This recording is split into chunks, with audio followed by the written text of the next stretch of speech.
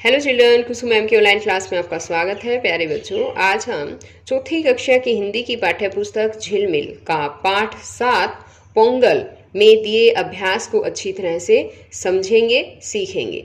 Video शुरू करने से पहले एक और बात बच्चों, अगर आपको मेरी वीडियो अच्छी लगे तो इसे लाइक भी करें, अपने दोस्तों के साथ शेयर भी करें, और अगर आप अभी तक मेरे चैनल पर नए हैं तो चैनल को सब्सक्राइब भी जरूर करें।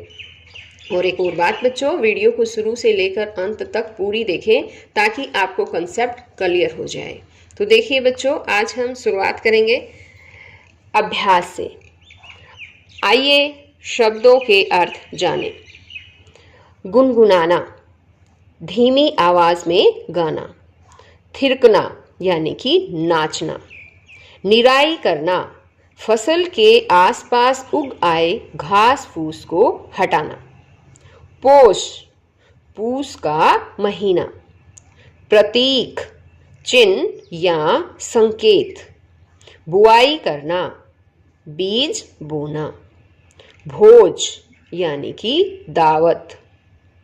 मंगलमय, कल्याणकारी। संपत्ति, धन दौलत। सिंचाई, पौधों या फसलों को पानी देना। स्नान यानी कि नहाना। अब है पाठ से। पोंगल त्योहार 4 दिनों तक मनाया जाता है। इसके पहले दिन लोग क्या करते हैं? आंसर आएगा कि इसके पहले दिन लोग भोगी का त्योहार मनाते हैं। पूरे घर की सफाई की जाती है। शाम को बच्चे ढोल और बाजे बजाकर खुशियां मनाते हैं। आगे है, पोंगल को नई फसल का त्योहार क्यों कहा गया है?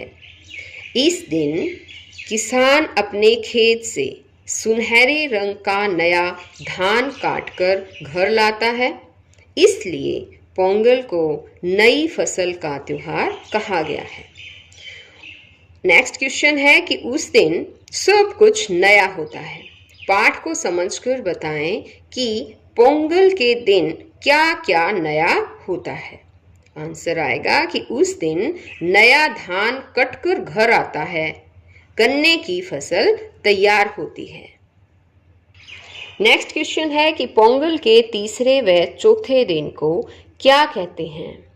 पोंगल के तीसरे दिन को माट्टू पोंगल तथा चौथे दिन को काणुम पोंगल कहते हैं। ये बहुत इंपॉर्टेंट क्वेश्चन है बच्चों, और एग्जाम में ये मोस्टली पूछ लिया जाता है। तो आप याद कीजिए कि तीसरे दिन को तो माट्टू पोंगल और चौथे दिन को काणुम पोंगल कहा जाता है। ओके, आगे है आपकी बात। आपकी बात में यहाँ जो भी क्वेश्चंस आते हैं उनके आंसर आपको खुद देने होते हैं।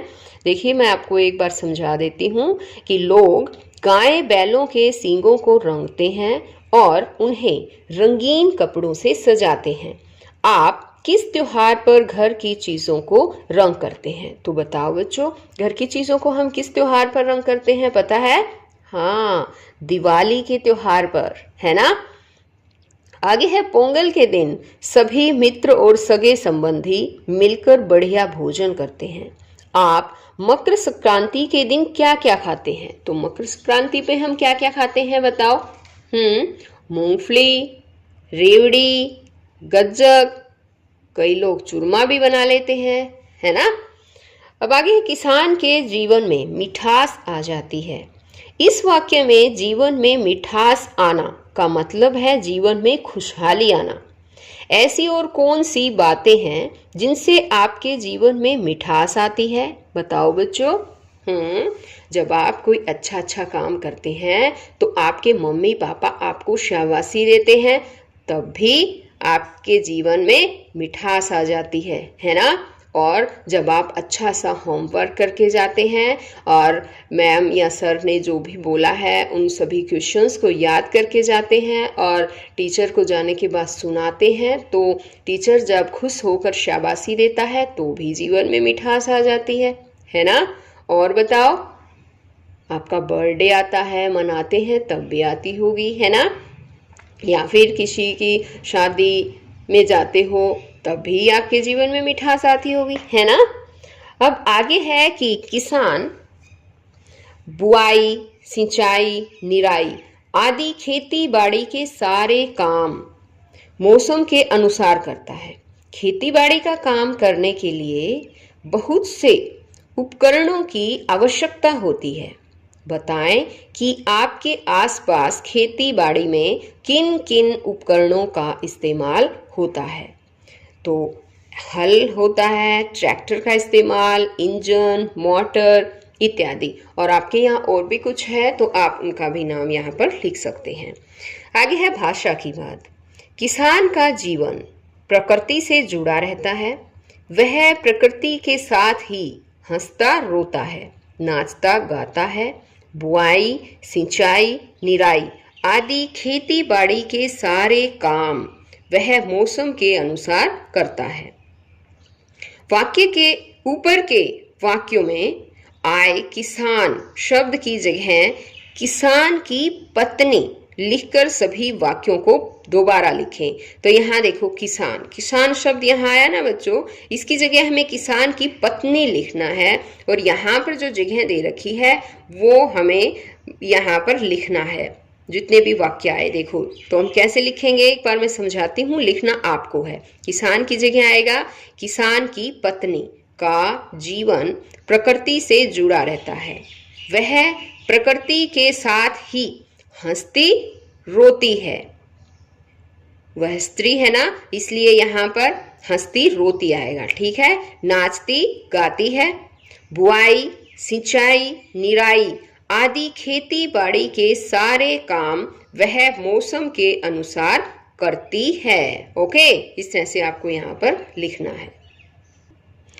आगे है पोंगल, नई फसल का त्योहार है। यह संक्रांति के दिन मनाया जाता है।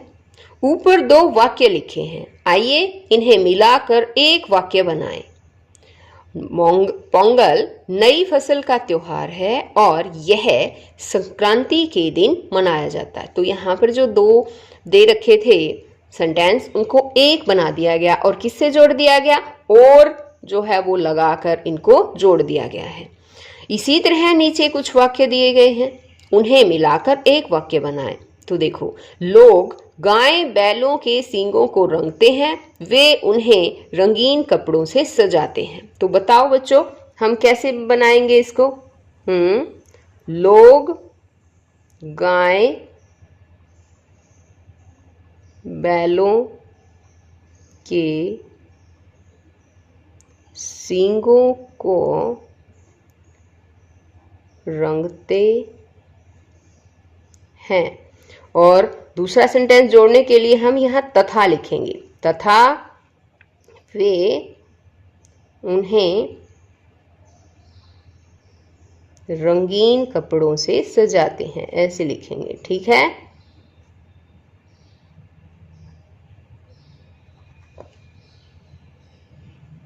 इस तरह से आ जाएगा। अब आगे है, मेरा नाम दीपक है, मेरे भाई का नाम आदित्य है। तो ये कैसे लिखेंगे बताओ, जोड़कर बताओ। हाँ, मेरा नाम दीपक है और मेरे भाई का नाम आदित्य है। ये देखिए, मेरा नाम दीपक और मेरे भाई का नाम आदित्य है। एक सेंटेंस बना दिया हमने, है ना। आगे है, मैं कल बाजार गया था, मैं बाजार से खिलौना लाया। तो ये कैसे बनेगा पता है? मैं कल बाजार गया और वहां से खिलौना लाया। ये देखिए, लिख दिया, मैं कल बाजार गया और वहां से खिलौना लाया। आगे है कि दिव्या गाना गा रही है, शारदा नाच रही है। तो इसको कैसे बनाएंगे बताओ, शाबाश। दिव्या गाना गा रही है और शारदा नाच रही है।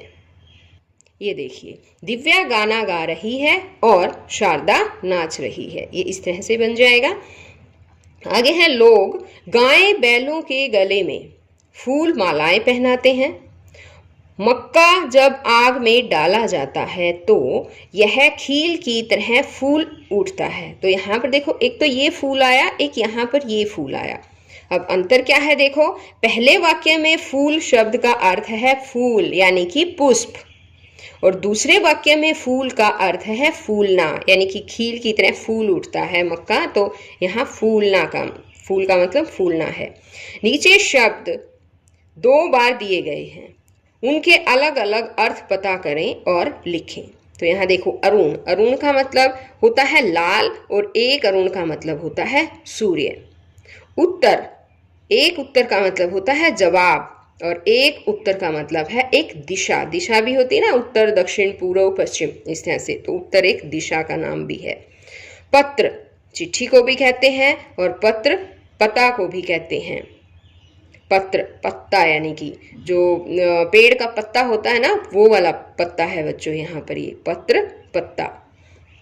घटा, घटा का मतलब है, घटा बादल को भी कहते हैं और घटा का मतलब कम करना, घटाना कहते हैं ना, इसमें से इतना घटाओ, घटा करो, यानी कि कम करो।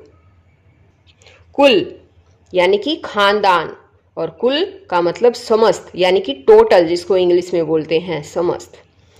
कनक गेहूं और कनक धतूरा भी होता है। आगे है कि यह भी करें। संक्रांति के दिन नए चावल का मीठा भात बनाया जाता है। इसी मीठे भात को पोंगल कहते हैं। इसी से त्योहार का नाम पोंगल पड़ा। नीचे कुछ त्योहार दिए गए हैं, पता करें कि इनका नाम कैसे पड़ा। देखो दशहरा, दशहरा त्योहार का नाम कैसे पड़ा पता है? रावण यानी कि 10 आनन, यानी जिसके 10 मुख थे, 10 मुंह थे, दशानन वध के कारण। आगे है दिवाली, रामचंद्र के वनवास काटकर अयोध्या लौटने के कारण। होली, होलिका के जलने के कारण। तीज, हरियाली के कारण। अब आगे है पोंगल में खेतों से सुनहरे रंग का नया धान किसान के घर आता है। पता करें व लिखें कि और कौन कौन से अनाज खाए जाते हैं। तो इनमें गेहूं, चावल, मक्का, बाजरा, ज्वार और जौ, ये अनाज भी खाए जाते हैं। आगे है कि गन्ने के रस में नई फसल का चावल पकाया जाता है ना, हमने पढ़ा भी है पाठ में, चावल पकाया जाता है और उसको क्या कहते हैं? मीठा भात कहा जाता है ना। आगे कि गन्ने से और क्या क्या बनता है लिखें। तो गन्ने से गुड़ बनता है, गन्ने का रस, इससे जूस भी बनता है। गन्ने का रस यानी कि जूस, यहाँ पर आप गन्ने का जूस लिखोगे, ठीक है। चीनी भी बनती है, शक्कर बनती है, बूरा बनती है, और भी कुछ अगर आपको पता है और क्या बनता है तो आपको यहाँ पर लिखना है। तो बच्चों आज इस वीडियो में केवल इतना ही। नेक्स्ट वीडियो में मैं आपके लिए और नया चैप्टर लेकर आऊँगी, तो हम फिर मिलते हैं एक नए चैप्टर में। तब तक के लिए बाय बच्चों।